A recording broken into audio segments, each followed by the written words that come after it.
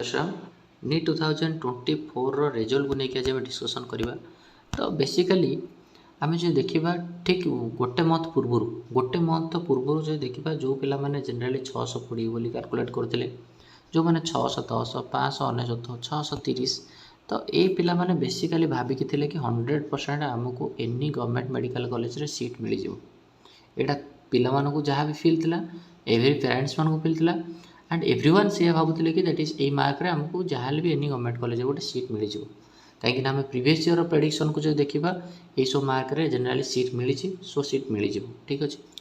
And जदि आम 2024 को देखिए तो ओडिशा रे हमर मिनिमम 70,000 भाया पिला आपियर करते एंड ऑल इंडिया लेवल रे 25 लाख पिला आपियर करते। तो 70,000 एंड 25 लाख कौन एत बहुत बड़ रिजल्ट कले जो कि एत बिग डिफरेन्स जो मानकर जनरली 620 मार्क था 2023 18,000 भाया रैंक थिला तो सेमानकर 2024 रे दैट इज 58,000 बा 40,000 डिफरेन्स माने एत बड़ difference how is it possible. And एबे रिसेंटली पर गोटे कथा देखा कि जनरली गोटे पिलार अच्छी 719 आउट ऑफ 720 तो दैट इज इमेजिन कर 719 720 जदि गोटे पिला गोटे क्वेश्चन छाड़ी दूसरी जो गोटे क्वेश्चन छाड़ी दूसरी मार्क केते रहबो 716 रहबो एंड जदि गोटे क्वेश्चन भूल कर दूची ताले निहात रूपे केते रहबो 715 रहबो 5 मार्क कटि जिवो बट 719 केमिति रहउची how is it possible. And एटा हेइची गोटे पिलार गोटे कैंडिडेटर 719 अछि एंड बहुत सारा पिलाकर 718 भी अछि तो यही सब मार्क पॉसिबल केमिति ऑब्वियसली किसी ना किसी प्रॉब्लम अच्छे। एंड जो देखा बेसिकली एवं जहाँ सुधा सुना 720 मार्क फुल मार्क रखी निहाती 80 प्लस पिला जहाँ देखा 80 प्लस पिला जब 720 रोच एंड से 80 पिला जब आम देखिए एम को दिल्ली एम्स भी मिलनी कहीं दिल्ली एम्स 100% सब पिला मिलनी कहीं आम जो देखा 100टा सीट भितर बेसिकली रिजर्वेशन सीट भी अच्छी ना तो मिलनी एंड 80 प्लस पिला हाउ इज इट पॉसिबल एत प्लस पिला 720 मार्क रखिए कौन प्रोब्लेम एनटीआर क्वेश्चन लेवल कौन एत सस्ता हो कि एनटीआर क्वेश्चन लेवल एत वीक है जब आम देखा 3 to 4 years बैक जो देखा तो 620 630 640 रखुवा पिलाकर रैंक माने बहुत कम रैंक बट एत बड़ रैंक केमिति जो मैंने 630 रखुचे से माइंड भी तेती एवं स्ट्रेस अच्छी कि सीट मिलना ना मिलबनी बोली कहीं मिलर चांसेस नहीं। जदि आम देखा गोटे पिला जब सपोज रखी 650 रखी तार रैंक हूँ 31,000 तो 650 31,000 रैंक एंड 31,000 रैंक जो देखिए आम बेसिकली ओडिशा जब आम गोटे नॉर्मल प्रेडिक्शन देखा जब 20,000 रू 21,000 भितर रैंक अच्छी आम गोटे सीट मिल जावर चांसेस अच्छी 31,000 तापर ए पिला भी स्ट्रेस अच्छी कि आमको मत को स्टेट तो गवर्नमेंट सीट मिलबनी एंड 661 जो पिला रखी 661 पिलार 19,000 रैंक तो भावतु 661 पिलार 19,000 रैंक एंड 650 पिलार 31,000 रैंक तो माने बिग स्काम भाया जना पड़ी आम देखा जब एनटीए तरफ जो एग्जाम होता सागे सागे कहला पेपर लीक एंड जो पूरा बढ़िया से देखा 100% पेपर लीक एंड 100% किसी गोटे स्काम होती निहत रूपे कहीं पिला जो पिला जनरली 630 रखुची कि 620 रखुची से कम परिश्रम कर आम देखा पेरेंट्स हूँ कि पिला हूँ निहत रूपे से बहुत एंड बहुत परिश्रम कर निजर लाइफ रो 1 ईयर को एत स्ट्रगल कर पढ़ी फिजिक्स केमिस्ट्री बायो एत कनसेप्चुअल क्लीयर हवा एंड एत मक टेस्ट दबा एंड एत लाइफ रे निज सह स्ट्रगल करवा केते राति चेक पढ़ा तो आम जो देखा एक्चुअली जेन्युइनली जो गोटे देखा गोटे पिला एत जो परिश्रम कर परिश्रम मूल्य जब आम देखा तो ये माने गोटे माने अलग टाइप्र 100% जी 630 मार्क कैलकुलेसन कर सीओर सर्टे कि मत एनी गवर्नमेंट कॉलेज मिल जाए without any failure that is मत मिल जाए बट से ही पिला 630 पिला पूरा कम्प्लीटली डाउट अच्छी कि मत सीट मिलना ना मिलबनी मत सेमी गवर्नमेंट मिलना ना मिलबनी सो भावतु केते बड़ स्काम हो एंड जब आम देखा ऑल इंडिया लेवल रे कौन एत भल क्वेश्चन पड़गला कि 720 रू 20 मार्क रखीदे 80 प्लस जहाँ जना पड़े नोटिस रू ତ ମାନେ ଏଇଟା ତ ଗୋଟେ ଇମ୍ପସିବୁଲ୍ ଭଳିଆ ଲାଗୁଛି। 645 ଭଳିଆ ପିଲା ଯିଏ ରଖିଛି ତାର ର୍ୟାଙ୍କ ହେଉଛି 34,309। 34,309 645ରେ ମାର୍କ ରଖିବାରେ। ଯେ 700 ମାର୍କ ଯାହାର ଅଛି ତାଙ୍କର ହେଉଛି 2250। ତାମାନେ 720ରୁ 700 ଭିତରେ 2250।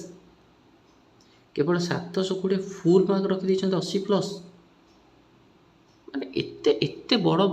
ଡିଫରେନ୍ସ କେମିତି ଆସିବ? ତ ନିହାତି ରୂପେ 100% NTA ୟା ତରଫରୁ କ୍ଲାରିଫିକେସନ୍ ଦେବା ଦରକାର।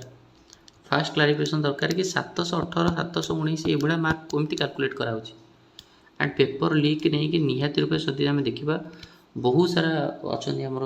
ସୋସିଆଲ ମିଡ଼ିଆରେ ଆମେ ଯଦି ଦେଖିବା ଆଲାଇନ୍ ଆକାଶ ତ ବହୁତ ସାରା ଇନଷ୍ଟିଚ୍ୟୁଟ୍ ଅଛନ୍ତି ସେମାନଙ୍କ ଯଦି ଆମେ କମ୍ପାରିଜନ୍ କରିବା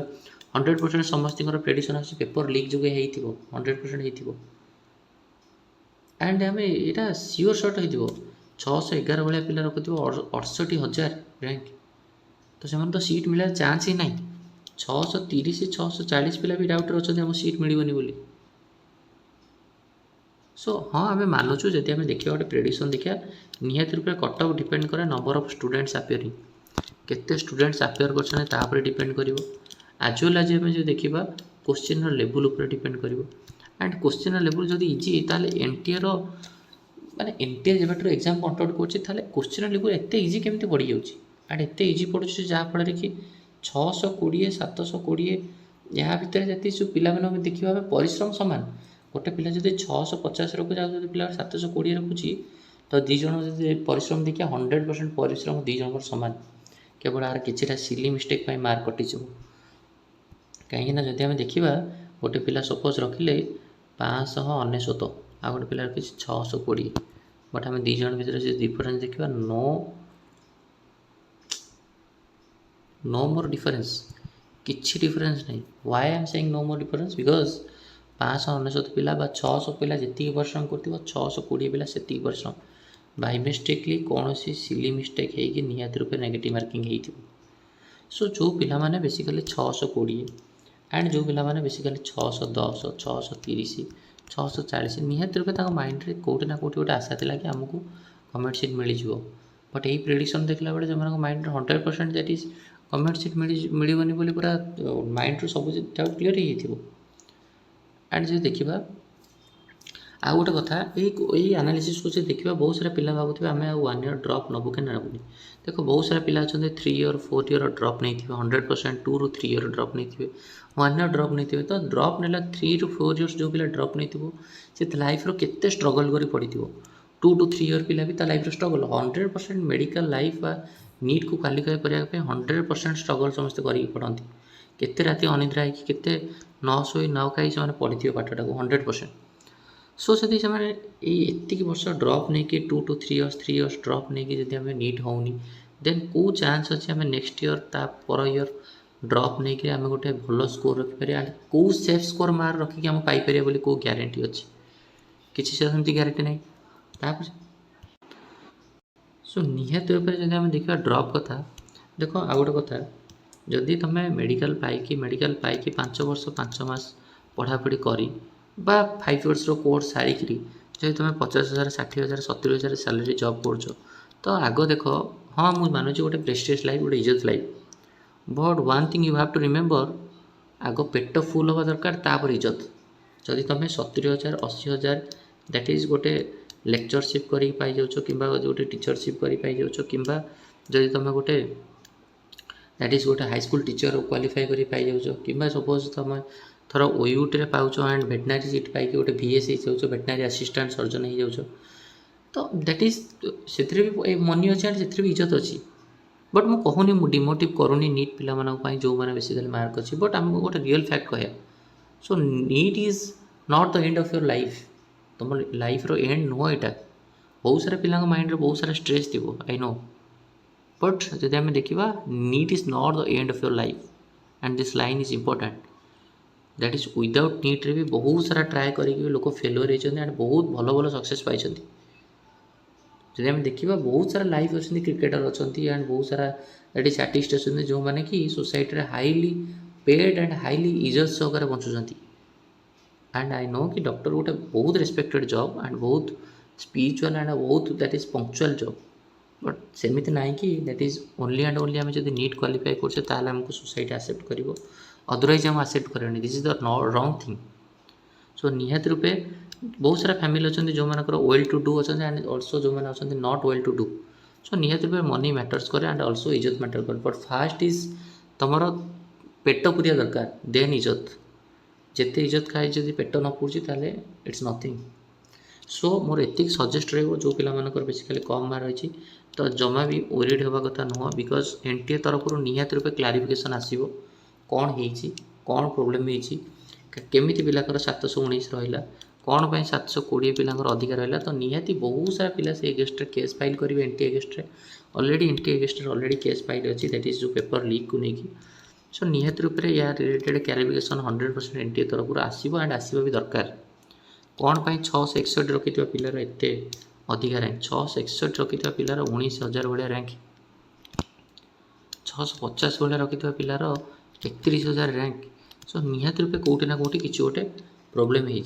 सो केवे भी आम स्ट्रेस नबानी आगू को जहाँ हम सब पिला जहाँ हम आम से हम एंड जो पिला मैंने बॉर्डर लाइन अच्छा से लगुच 620 630 आमर अच्छी एंड आम मिलनी तो वेट कर that is one days wait कर 1 डेज वेट कलापर 100% आम ओडिशार पिलांकर परफॉर्मेंस केमिति ओडिशा पिला परफॉर्मेंस अनुसार दैट इज तुमको ऑल टू ऑल इनफॉरमेशन जना पड़ो ओडिशार पिला केते भल कर ओडिशार डोमिसाइल सर्टिफिकेट थिबा पिला केते भल कर रिलेटेड आमको ऑल टू ऑल इनफॉरमेशन मिल जाव सो डोंट वरी एंड भगवान समस्त मंगल करूँ ऑल द वेरी बेस्ट जमा भी वीडियो ना नेक्स्ट कौन आसूँ एनटीए तरफ कौन आसूँ कौन अपडेट आसूँ से सब विषय कंप्लीटली डिस्कसन करवा थैंक यू।